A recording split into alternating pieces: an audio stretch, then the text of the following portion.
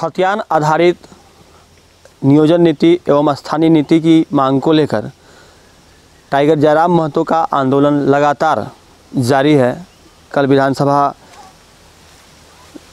से निकलने के दौरान या फिर यूँ कहेंगे कि रांची में कल जो घटना घटी है जिसमें इनके समर्थकों की गिरफ्तारी हुई, जयराम को भी गिरफ्तार करने का प्रयास किया गया था, फिर भी जयराम आंदोलनकारी की तरह एक सूझबूझ का परिचय देते हुए वो वहाँ से पुलिस की नज़रों से बच निकले और अभी धनबाद पहुँचे हुए हैं।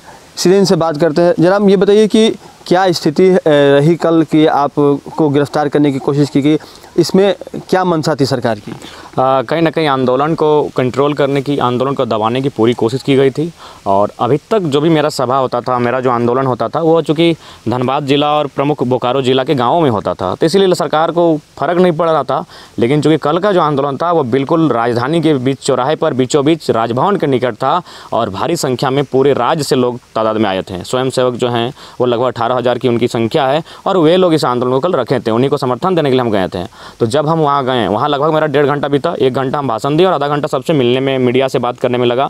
उसी 1.5 घंटा के दरमियान ही हमें अरेस्टिंग की तैयारी चल चुकी थी। लेकिन चूँकि पुलिस फिराक में थी कि कब हम वहाँ से साइड होंगे, क्योंकि भीड़ में से अरेस्ट करना आसान नहीं होता है, तो वे फिराक में थे कि जब हम निकलेंगे घर की ओर तब वो अपना कार्य करेगी। और बिल्कुल वही हुआ। हम लोग 200 मीटर भी तय नहीं किए थे कि ट्रैफिक पुलिस हमें रोक लेती है। और जब रोकती है तो उनसे हम लोग पहला प्रश्न यही करते हैं कि भाई आखिर क्यों रोकें। हम लोग दोनों जो आगे बैठे हैं, सीट बेल्ट बांधा हुआ है, आप चेक कर लीजिए जो भी परमिट वगैरह, लाइसेंस वगैरह। बोला नहीं, हम लोग को इस गाड़ी का नंबर उसको रोकने का आदेश है। और उस समय उनका वॉकी टॉकी यहाँ कंधा पे लगा था, वो बज रहा था कि गाड़ी मिला। बोला हाँ सर, सफ़ेद गाड़ी है। तो नंबर बताया 0560। बोला हाँ यही गाड़ी है, सेम गाड़ी, उसको रोक के रखना है।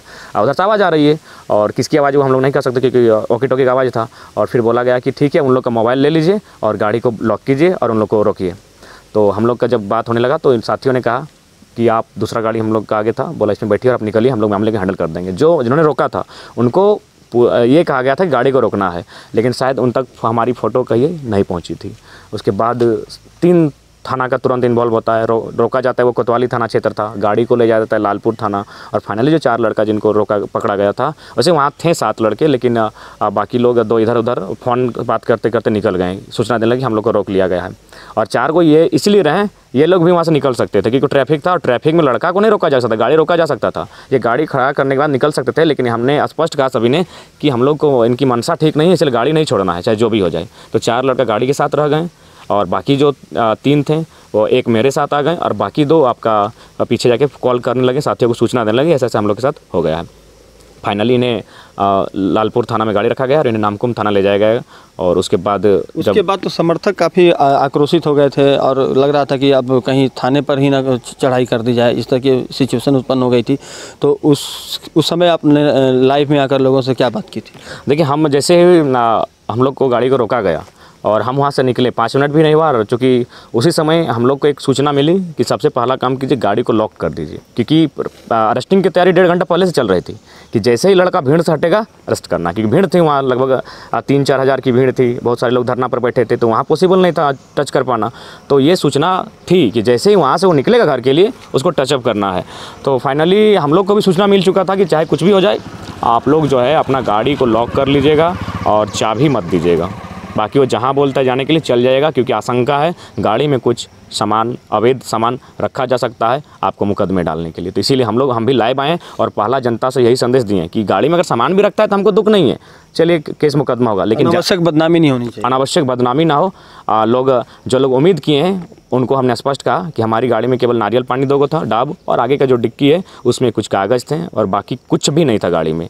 तो ये संदेश हमने जनता तक दिया। बाकी अगर हम लोग को अगर झूठा फंसाया भी जाता तो दुख नहीं था, लेकिन हम लोग, जनता ने हमें प्रेम किया है तो जनता को यही संदेश दिए कि भाई अनावश्यक बदनामी ना हो और लोग ये ना सोचे कि वास्तव में हमारी गाड़ी में ये सब था। तो इसीलिए लाइव आकर मैसेज दिए और ये सौभाग्य था कि लगभग 1 घंटे में लाखों लोगों ने इस लाइव में देखा। और ये भी सूचना मिली कि उसमें से एक बड़ी अधिकारी ने भी देखा और उनको फटकार लगाई कि तुम लोग किसको पकड़ के ले आएगा, वो तो अभी भी लाइव है। तो एक बड़ी बात ये भी रही कि जो आंदोलन अब तक झारखंड के बोकारो, धनबाद और गिरिडीह के ग्रामीण क्षेत्रों में चल रहा था, वो आंदोलन जब रांची गया तो कितना सरकार डरी हुई दिख रही है इस परिस्थिति में?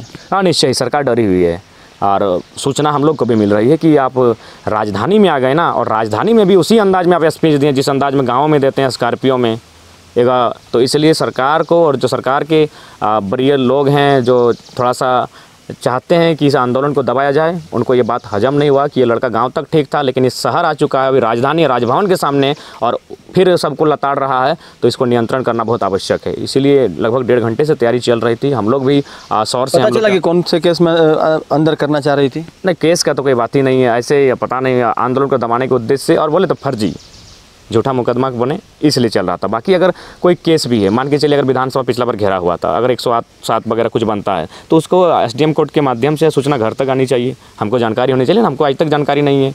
और रांची में भी जो सत्याग्रह हुआ वहाँ भी सूचना मिलती है कि 48/22 के नाम से केस घूम रहा है, जबकि जनवरी में हम घर में नहीं है। तो इस तरह की बहुत सारी चीज़ें देखने को आ रही, बहुत सारी साजिशें देखने को सामने आ रही इस आंदोलन के दरमियान, इस आंदोलन को दबाने के लिए। तो निश्चय ही आंदोलन अब दबेगा नहीं। यह आंदोलन किसी व्यक्ति विशेष पर नहीं टिका है, ये झारखंड की आवाम का आंदोलन बन चुका है, सभी लोग प्रताड़ित हैं। तो निश्चय ये आंदोलन आने वाला दिन बहुत उग्र होगा। एक तरफ तो अमित महतो लगातार युवाओं को अपने साथ लेकर चल रहे हैं, आप भी इसी तरह से यूनाइज करने में लगे हुए हैं, तो क्या लग रहा है? और अगर हम बात करें झारखंड सरकार की, तो ये ईडी के चंगुल में फंसी हुई है, बार बार केंद्र के साथ इसका टकराव हो रहा है, तो इस सरकार के और गिनती के दिन बच रहे हैं, ऐसा कुछ आपको लग रहा है क्या? आभास हो रहा है, लग रहा है कि यहाँ भी सरकार में कुछ उलटफेर होने वाला है, ऐसा प्रतीत हो रहा है। लेकिन इसके लिए दोषी सरकार ही है। अगर सरकार ढंग से अगर अपना कानून बना देती, नीति नियम बना देती, तो जनता इनके समर्थन में खड़ी होती। अगर सरकार इनका कोई गिराने का भी प्रयास करता अलग गलत तरीके से, तो जनता इनका सपोर्ट में आ जाती, सड़क पे आ जाती। लेकिन चूंकि जनता भी इनसे काफ़ी कटी लग रही है, तो संभावना कुछ भी हो सकता है। लेकिन लग रहा है कि राज्य का हित नहीं होगा। अगर सरकार ऊपर नीचे भी होती है तो फिलहाल राज्य का हित नहीं दिख रहा है। इसीलिए राज्य सरकार को चाहिए, अगर सत्ता को बचाना है, और हम लोग भी चाहते हैं राज्य में डिस्टर्ब ना हो, जिस सरकार को जनता ने भेजा है वो कार्य करे, लेकिन कार्य उस जनता के लिए करे जिस जनता ने उन्हें भेजा है। और पहला जो जनता का अधिकार है वो होता है किसी का स्थानीय नीति। एक कागज़ आप दे दीजिए भाई, कागज़ का टुकड़ा, कि झारखंडी कौन है। बिल्कुल। एक चीज़ और, ये जो तीनों गिरफ्तारी हुई थी तीनों विधायकों की, उस पर भी उन्हें भी रिमांड में रखा गया है। तो क्या लग रहा है कि तमाम जो जनप्रतिनिधि अब तक जीत कर आए हैं वो सिर्फ अपने ही चक्कर में हैं, या फिर जनता के लिए भी कुछ कर रहे हैं? देखिए, जनता के लिए तो नदारद कर रहे हैं, और निश्चय ही वे लोग, अगर सभी विधायकों का अगर जांच किया जाए, और मैं तो चाहूँगा कि ईडी निष्पक्ष जांच करे। ईडी ने अभी तक जो उनके केंद्र, साफ भाषा, ईडी तो केंद्र के कंट्रोल में रहता है, तो यानी भारतीय जनता पार्टी के अलावा जो भी लोग हैं उन पर जांच हो रही है। लेकिन ईडी को निष्पक्ष जांच करते हुए सभी पार्टी के, सभी दलों के नेताओं की संपत्ति की जांच करनी चाहिए। और निश्चय ही अगर सभी के संपत्तियों की जांच होती है तो सबके पास अथाह माने आय से अधिक संपत्ति का मामला सामने आएगा। लेकिन चूंकि सत्ता में है इसीलिए बचे हुए हैं। और बिल्कुल गाँव वालों की मानसिकता भी है कि मैंने विधायक जी अगर मेरा फ़ोन उठा लें तो ठीक है, विधायक जी मेरे घर में विवाह में आ जाएँ तो खुश हैं, और वोट उनको कर देते हैं। लेकिन अब सोच बदल रहा है। अब लोग विधायक की एंट्री गांव में किसी शादी विवाह में नहीं, एक योजना के साथ चाहते हैं, नीति नियमों के साथ चाहते हैं। ये बदलाव अब आने लगा है। एक चीज़ और, अब तक जो हुआ है इसके बाद अब किस तरह की रणनीति बन रही है और आगे की क्या प्लानिंग है आंदोलन के पॉइंट ऑफ व्यू से अगर बात करें? देखिए, आगे निश्चय ही अभी तक हमने शांतिपूर्ण आंदोलन किया है, लेकिन अगर बात शांति से नहीं बनती है तो थोड़ा सा उग्र आंदोलन होगा।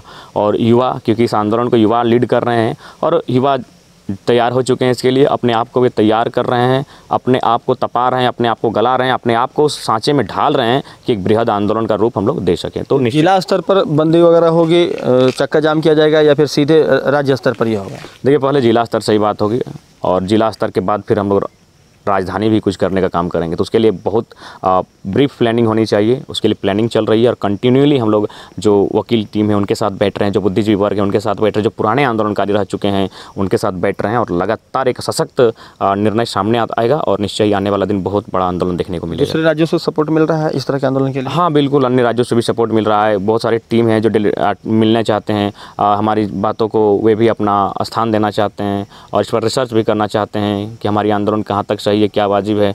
तो इसलिए बहुत अन्य राज्यों के लोग भी संपर्क में हैं, अन्य राज्यों के आंदोलनकारी भी संपर्क में, वे लोग भी समय समय पर हौसला बढ़ाते रहते हैं। बिल्कुल। तो अभी जिस तरह से जयराम ने स्पष्ट किया कि सरकार जो है वो कहीं ना कहीं इस आंदोलन से डरी हुई है कि जब झारखंड का युवा जग जाएगा और वह अपनी मांग के लिए राजधानी कुछ कर सकता है, राजभवन तक पहुंच सकता है, तो क्या वह सरकार को हिलाने की क्षमता नहीं रखता है? अगर इस तरह की सोच सरकार में आ गई है तो माना जा सकता है कि सरकार कुछ न कुछ इन आंदोलनकारियों के लिए सोच तो ज़रूर रही है। लेकिन सरकार भी अभी जिस तरह से अस्थिर बनी हुई है, ईडी के तमाम छापेमारी की वजह से परेशान है, इसके विधायक जो हैं वो इन दिनों जेल में हैं, तो कहीं ना कहीं सरकार की जो मुश्किलें हैं वह बढ़ेंगी, इस बात से भी इनकार नहीं किया जा सकता है। लेकिन इस बीच जो बातें सामने आ रही है वो यह है कि खतियान आधारित आंदोलन, ये जो स्थानीय नीति की मांग है, नियोजन नीति की मांग है, इन तमाम चीज़ों को लेकर आने वाले वक्त में यह आंदोलन बृहद स्वरूप लेने वाला है। क्योंकि अभी भी इसे कम नहीं कहा जा सकता, क्योंकि झारखंड के सभी राज्यों, क्षमा करेंगे, झारखंड के अगर सभी जिलों को इसने टच कर लिया है तो एक बड़ा जो युवा वर्ग है वो अगर जयराम के साथ या फिर जो अन्य आंदोलनकारी अलग अलग जिलों से लीड कर रहे हैं उनके साथ अगर हो चुके हैं तो आने वाले वक्त में यह आंदोलन अगर हिंसक रूप लेता है तो एक बड़ी नुकसान देखने को मिल सकती है। और इस नुकसान को रोकने के लिए सरकार को त्वरित निर्णय लेना होगा और देखना होगा कि सरकार इस मामले में क्या करती है और क्या नहीं करती है। सहयोगी मुन्ना के साथ राजकुमार जायसवाल, न्यूज़ 22 स्कोप, धनबाद।